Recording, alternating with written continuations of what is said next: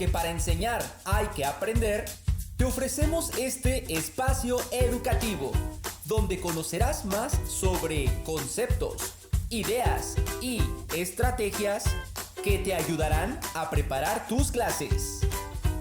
¿Así, maestro? ¡Comenzamos!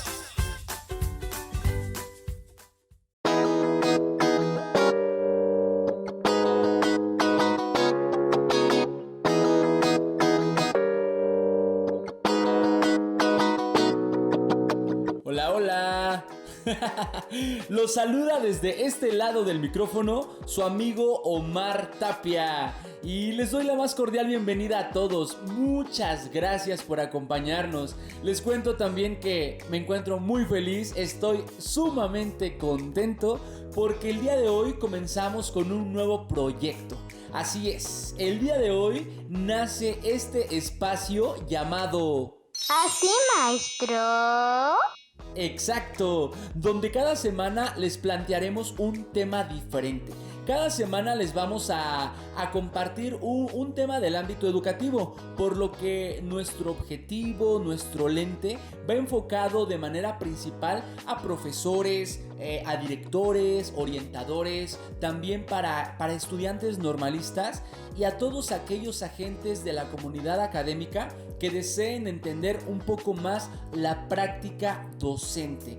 Es bien sabido también para aquellos que nos desenvolvemos frente a grupo, que en ocasiones nos encontramos con una serie de obstáculos, llamémosle retos, que en ocasiones nos dificultan el desenvolvernos frente a nuestro grupo de alumnos.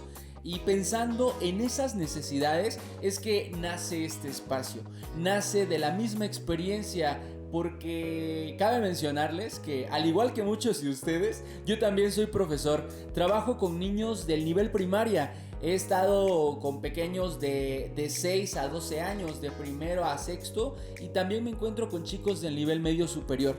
Y pensando en las necesidades que me han surgido en el camino, dije, bueno, vamos a poner en marcha esto que yo sé que va a ser de gran ayuda para muchas otras personas. Y sobre la marcha también estaremos escuchándolos, estaremos escuchando sus sugerencias, sus comentarios, con la idea de preparar nuevos programas en futuros podcasts. Así que, sin más ni más, nos vamos con el tema del día.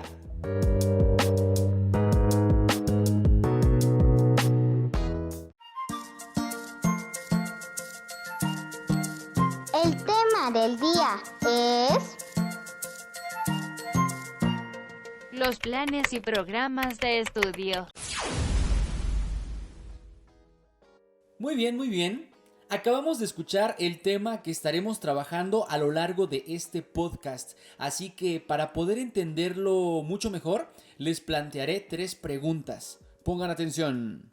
Pregunta número 1. ¿Qué son los planes y programas de estudio? Así, con el énfasis, porque en ocasiones los alumnos leen las preguntas como cualquier enunciado, sin darle el debido énfasis al signo de interrogación, y eso no debe ocurrir, maestros. Pregunta número 2. ¿Cuándo se crearon?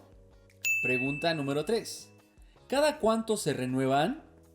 Y bueno, para poder entenderlo necesitamos un punto de partida, y nuestro punto de partida es la educación. Recordemos, mis estimados maestros, que la educación en cualquier nivel y en cualquier país del mundo es la base de la sociedad y de su futuro. Si nosotros contamos con habitantes educados, habitantes que saben a dónde van a ir, pues indiscutiblemente van a levantar a nuestra sociedad, la van a ir encaminando hacia adelante, hacia el progreso, ya que a través de este proceso el individuo conoce, interactúa, el individuo se cuestiona y finalmente aprende. Ahora bien, debemos tener muy en claro que la escuela no es la única institución que educa. Hay muchas, y por mencionarles alguna, tenemos el hogar. Así es, la casa, nuestro nido, ya que es en este lugar donde damos nuestros primeros pasos, donde pronunciamos nuestras primeras palabras. Y si nosotros no enseñamos a nuestros niños a dar las gracias, a pedir con un por favor, a dar los buenos días, pues estamos fritos. Porque ¿quién más lo va a hacer? Por mencionar otro ejemplo, otra institución, otro lugar, tenemos la iglesia.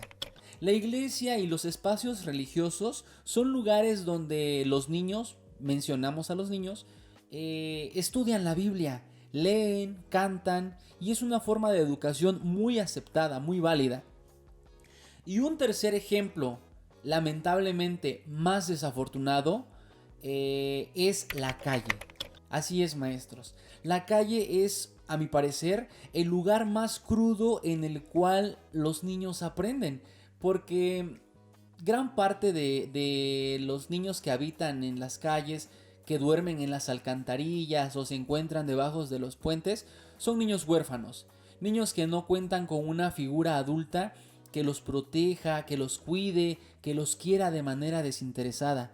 Y es por eso que trabajan en los semáforos, que están tragando gasolina para hacer sus espectáculos de fuego y lamentablemente son víctimas de múltiples abusos. Es por eso que digo que este espacio, la calle, es un lugar muy crudo, pero que también los educa. Y bueno, les menciono todo esto para que entendamos que la escuela no es el único lugar que va a desempeñar esta labor. Sin embargo, nosotros como agentes de la comunidad académica sí vamos a educar en un salón de clases. Y al respecto, la Organización de las Naciones Unidas afirma que la educación es un derecho de todas y de todos, ya que nos proporciona las capacidades y conocimientos críticos necesarios para convertirnos en ciudadanos empoderados, en ciudadanos capaces de adaptarse al cambio y contribuir a la sociedad. Qué bonito se oye esto, ¿verdad? Pues si nosotros deseamos estar frente a un grupo y darles algo bueno, impartir una cátedra de calidad, debemos saber qué estamos enseñando. Y es ahí cuando nosotros recurrimos a los planes y programas de estudio. Y de esta manera, ¿qué creen? Respondemos a nuestra pregunta inicial. ¿Qué son los planes y programas de estudio? Bueno, podemos decir que es un documento que se encuentra establecido en la Ley General de Educación, en el caso de México, nuestro país. Y aunque es un documento, podemos decir que se trabaja en dos vertientes. Uno es el plan de estudios y otro los programas de estudio. Y haciendo una analogía al respecto, podría decirles que el primero es como la mamá canguro y los segundos son sus crías, los canguritos. Una contiene a los demás.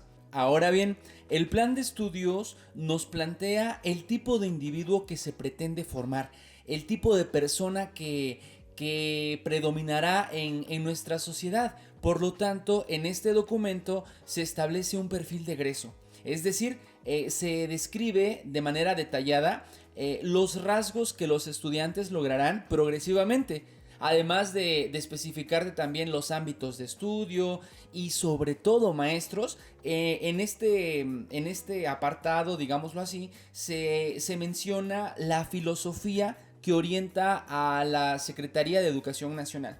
Recordemos que en nuestro caso, en nuestro país, todo va pegado y tiene la intención de desarrollar la educación propuesta en el artículo 3º constitucional. Por lo tanto, la visión y el enfoque de nuestra educación es en un sentido humanista. Recordemos que la vida en sociedad requiere aprender a convivir. Necesitamos una sociedad que incluya, una sociedad que respete, que no discrimine, que respete los derechos humanos, y es por eso que ese es el enfoque de nuestra educación. Para que todo lo que acabamos de mencionar funcione, es ahora cuando aparecen los programas de estudio. Porque bien, hay un programa para cada modalidad, para cada escolaridad de cada nivel educativo. Recordemos que en nuestro país tenemos el nivel básico, que comprende la escolaridad preescolar, primaria y secundaria. Tenemos el nivel medio superior, donde se encuentran las preparatorias, los bachilleratos. Y finalmente también tenemos el nivel superior, en donde se encuentran las universidades, los tecnológicos, escuelas normales, etcétera, etcétera. Para que todo lo que vamos escuchando en este podcast vaya teniendo una forma más clara, más precisa, les pongo un ejemplo claro. Los maestros de primaria trabajamos distintos contenidos en cada uno de los grados, y para poder saber qué vamos a abordar en determinada sesión, recurrimos a los programas de estudio del grado que estamos atendiendo. Y de esta manera, maestros, es como desarrollamos nuestro trabajo. Uf, ustedes dirán, ay, ese Omar cómo se emociona, qué intenso suena. Pero es que es algo que me gusta, un tema del que me gusta hablar, y es por eso que suelo parecer un perico, que estoy hable y hable y hable. Pero llegó el momento de descansar un poco y escucharemos ahora una sección, que estoy seguro les va a encantar. Así que sigan con nosotros y nos escuchamos en un momento.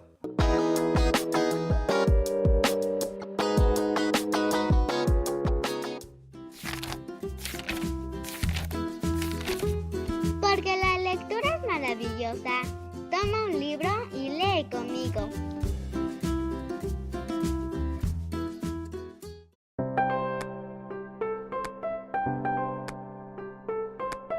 Hola, me llamo Jonathan Noé. Les voy a leer el texto En paz del autor Amado Nervo.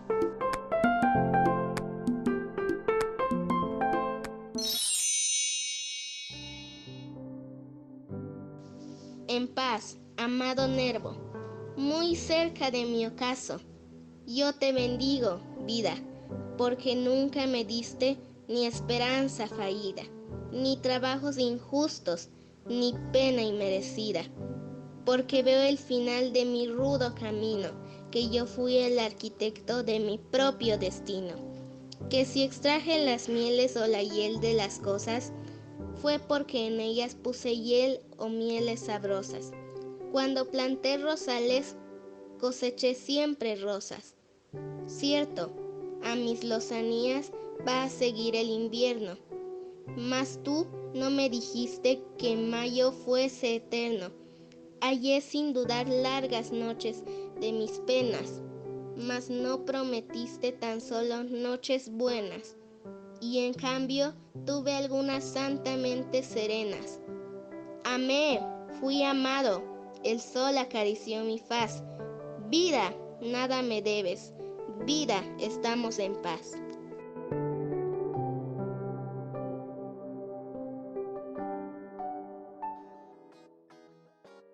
Estamos de regreso en este su espacio educativo, después de haber escuchado al pequeño Jonathan Noé compartirnos este maravilloso texto, esta obra maestra a cargo del poeta y escritor mexicano Amado Nervo, que por cierto es un texto que en lo personal me encanta, y cada vez que tengo la oportunidad de compartirlo con mis alumnos lo hago. Y ahora yo les hago a ustedes la misma invitación. Si está en sus posibilidades compartir con sus alumnos, con sus hijos, sus sobrinos, hermanitos, algún tipo de texto, háganlo. No crean que a los niños no les gusta leer, porque se equivocan. Ellos aman la lectura. Probablemente no leerán con fluidez, pero con la práctica esto va mejorando. Oír leer a los niños me llena de esperanza. Por eso les digo, prepárense, porque cada semana tendremos distintas lecturas interpretadas por diferentes pequeños grandes lectores. Regresemos entonces a nuestros temas. Hasta hace un momento les comenté sobre qué son los planes y programas de estudio, respondiendo así a nuestro primer planteamiento, pero nos quedan dos cuestiones más. ¿Cuándo se crearon? ¿Cuándo se crearon los planes y programas de estudio? Es nuestra pregunta número 2. Y bien dicen por ahí que para entender el presente debemos escarbar el pasado, y esta no es la excepción, porque la creación de este documento, de estos documentos, se remonta a la fundación de la mismísima Secretaría de Educación Pública. Y tomen nota porque este es un dato histórico, ¿eh? La Secretaría de Educación Pública se fundó un 3 de octubre de 1921 por decreto presidencial de Álvaro Obregón. Recordemos que en ese entonces nuestro país venía pasando por una etapa crítica, venía resintiendo los estragos de una guerra que duró 7 años. Así es, estamos hablando de la Revolución Mexicana, que dejó un país lastimado, un país pobre, pero un país vivo, porque todavía no moría, y prueba de ello es que crearon nuevas dependencias, tal es el caso de la SEP. Cabe mencionar que ya había educación antes de la SEP, por lo tanto ya había una ideología de cómo orientar la educación, pero yo hago referencia a la creación de esta dependencia porque atiende a lo estipulado en el artículo 3 de la Constitución de 1917. No faltará por ahí quienes tengan otros datos, y es muy válido, porque antes también educaba la iglesia, tenían el clero y los particulares una influencia muy grande en el ámbito educativo, pero si estamos hablando de un nuevo florecimiento en nuestro país, es sin duda a partir del artículo 3 de la Constitución de 1917 y la creación de la SEP. Y maestros, de esta manera respondemos al cuestionamiento número 2. Así es, pregunta número 2 respondida. Y es aquí cuando hago un breve paréntesis para hablar un poco más acerca del apóstol de la educación, de quien fuera en su momento el primer secretario de educación de la recién nacida SEP. Así es, me refiero a uno de los oaxaqueños más grandes, a José Vasconcelos, quien realizó la primera reforma educativa, maestros. Considero que este personaje tenía una visión muy noble sobre la educación, y prueba de ello fue el ambicioso proyecto de difusión cultural en el país que él pretendía, porque durante su gestión se crearon más escuelas, se capacitaron a más profesores, nacieron más escuelas rurales y sobre todo las misiones culturales. Y esto, créanme, fue histórico, nunca antes visto en su momento. Aunado a esto, otra de las acciones que tomó durante su mandato frente a la Secretaría fue la edición masiva de algunas de las más grandes obras del pensamiento europeo y occidental. Así como lo escuchan, se encargó de traer libros, de letrar a las escuelas, a los maestros, a los estudiantes, y estas obras fueron distribuidas por todos los rincones del país en los que se pudiera llegar. Y créanme, esa visión de la educación difícilmente se ha reproducido o se ha vuelto a hacer por otro secretario de educación, a mi parecer. Y es aquí cuando les pregunto si las necesidades del México de ese entonces eran las mismas a las que tenemos actualmente. ¿Verdad que no? Pues con esto abrimos paso a la pregunta número 3. ¿Cada cuánto se renuevan los planes y programas de estudio? Maestros, las generaciones cambian de una manera vertiginosa. Hace poco leía que actualmente existen 4 generaciones dependiendo de la edad. Por ejemplo, los baby boomers son los nacidos entre 1946 y 1964. A esa generación pertenecen mis papás. Los de la generación X son quienes nacieron entre 1965 y 1979. Los millennials o generación Y somos los nacidos entre 1980 y 1999. Y finalmente tenemos a la generación Z, a los centennials, quienes nacieron a partir del año 2000. Estamos hablando de 4 generaciones, maestros, 4 generaciones distintas con diferentes necesidades, porque no podemos comparar a un baby boomer con un centennial, porque en ese entonces no existía ni la televisión a color. Y ahorita los centennials desde pequeñitos ya están con los dispositivos inteligentes. Estamos hablando de una brecha generacional tremenda, por lo tanto la educación debe atender a las necesidades de la generación en curso. Y esto aplica también para los planes y programas de estudio.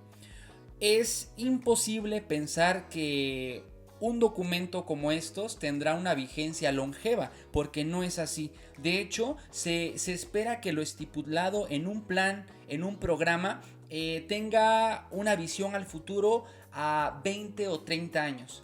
Que lo que hoy se está estableciendo se vea reflejado hacia el futuro. Pero con los cambios que han habido últimamente nos damos cuenta que esto ya no puede prolongarse tanto. Ya no vamos a esperar 20 o 30 años, por lo que se está haciendo hoy se tiene que ver reflejado a más tardar a 10 o 15 años. O hasta 20, pero 30 ya no, porque la tecnología va a la vanguardia y nosotros tenemos que ir pisándole los talones. Ahora bien, hablando de un poco de historia, les comento que el 13 de diciembre de 1934, el artículo 3 constitucional se reformó por vez primera y en los años 40 se implementaron los libros de texto gratuitos. Y así sucesivamente. Se reforman los planes y programas de estudio dependiendo de las necesidades de la generación en curso. Les comento así rapidito que yo fui formado con los planes y programas de estudio del plan 1993. Mi estancia en la primaria fue orientada con esos planes y programas. Ya cuando estaba estudiando la carrera, recuerdo que el entonces presidente Felipe Calderón junto a la maestra Elba Ester Gordillo firmaron la Alianza por la Calidad de la Educación, en donde comenzó una serie de reformas a la educación básica, y en el caso de la primaria vino la reforma en el 2009, que después tuvo ligeros cambios en el 2011, pero en esencia era la misma. De ahí, en el año 2018, si no mal me equivoco, porque esto es nuevo, sí fue en el 2018, tuvimos los aprendizajes clave para la educación integral, en donde se planteaba una nueva propuesta de planes y programas de estudio, que en realidad era un plan de estudios, porque los programas seguían siendo los mismos. Aunque reconozco que lo novedoso de esta propuesta fue la implementación de periodos lectivos en las escuelas. Es decir, que aparte de nuestra jornada cotidiana teníamos que agregar lecturas. Y eso me encantó porque a mí me funcionó. Y también hablaba sobre una profundización en cuanto a la educación socioemocional de los niños. Eso fue lo más novedoso de la enseñanza con aprendizajes clave. Y apenas el año pasado la actual administración nos compartió la nueva escuela mexicana, que es la visión filosófica, que es la propuesta pedagógica para el nuevo plan de estudios de la actual administración, del nuevo gobierno. El gobierno de la 4T, como lo conocemos.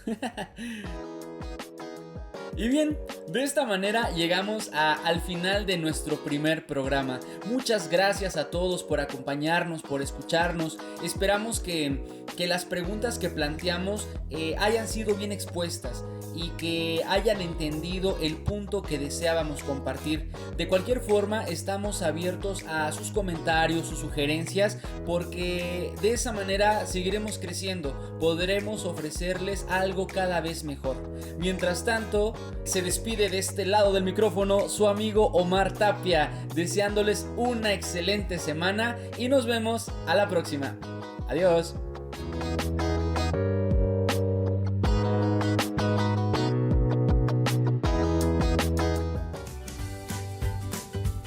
Esto es todo por hoy. Nos escuchamos la próxima semana.